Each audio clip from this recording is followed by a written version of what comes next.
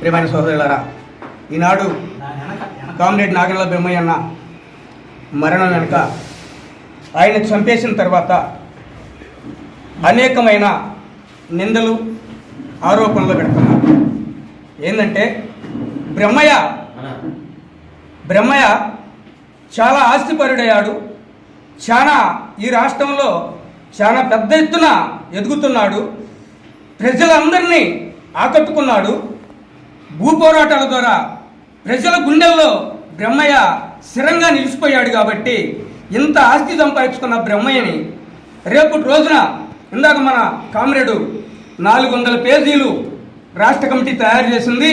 నువ్వు కేంద్ర కమిటీ సభ్యుడివైనప్పటికీ కూడా నువ్వు సమాధానం చెప్పాల్సిన బాధ్యత ఉందనే ఒక మాట కోసం బ్రహ్మయ్యని హత్య చేయడం జరిగింది. మిమ్మల్ని ప్రశ్నిస్తే చంపుతారా? మీరు ఆస్తులు దోచుకుంటే ఏం లేదా? మీ పార్టీని బతికేయడం కోసం, మీ పార్టీని ఇంప్లిమెంట్ చేయడం కోసం రెయ్యంబగులు కష్టపడి జన సమీకరణ కట్టుకొని జనాల గుండెల్లో గూడ కట్టుకున్న బ్రహ్మయ్య గారు చేసిన నేరం ఏంటి? మీ పార్టీని అభివృద్ధి చేయటం, జనంలో బాగా నిలిచిపోయాడనే దాని మీద బ్రహ్మయ్య గారిని చంపటమా? ఆస్తులు సంపాదించుకున్నాడు.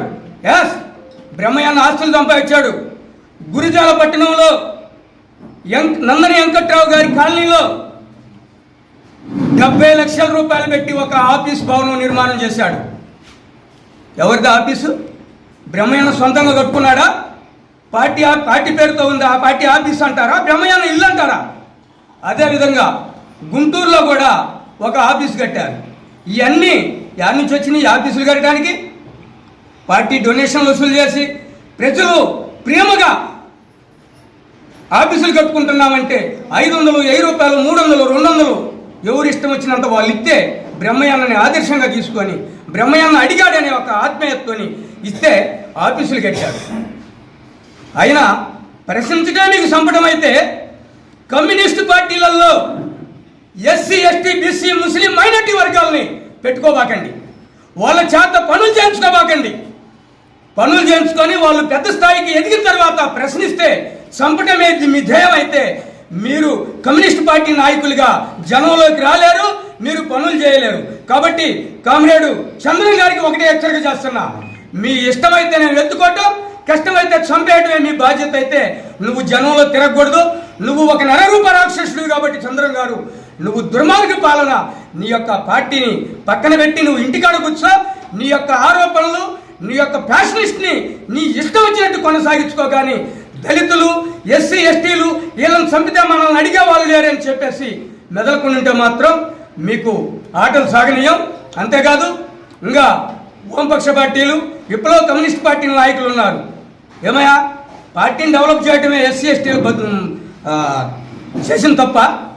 ఏ పార్టీలో పెట్టినా ఎస్సీ, ఎస్టీ, బీసీలు లేకుండా మీరు ఏడ పార్టీలు నడుపుతున్నారా? ఏ తప్పుని ఖండించడం మీకు నేరమా? అయితే మీరు ఖండిస్తే రేపటి రోజున వాళ్ళు కూడా మనల్ని తిరిగి అడుగుతారేమనే ఒక భయంతో మీరు ఈ యొక్క తప్పుని ఖండించలేక కప్పి పెట్టుకుంటున్నారు. కాబట్టి ఎవరు కూడా మీరు ఎవరైతే అగ్రకుల భూస్వాములు ఉన్నారో అగ్రకుల భూస్వాములే మీరు కమ్యూనిస్ట్ పార్టీలను కూడా నడుపుకోండి. ఎస్సీ, ఎస్టీ, బీసీ, ముస్లిం, మైనార్టీ వర్గాలకి సత్తు చెప్పండి. వాళ్ళ చేత పనులు చేయించుకోబాకండి. ఈ యొక్క అవకాశం ఇచ్చిన పెద్దలకి, మా మీడియా మిత్రులకి, ఇక్కడికి వచ్చిన అక్కలకి, అన్నలకి అందరికి కూడా ధన్యవాదాలు తెలియజేస్తూ నేను ముగిస్తున్నాను.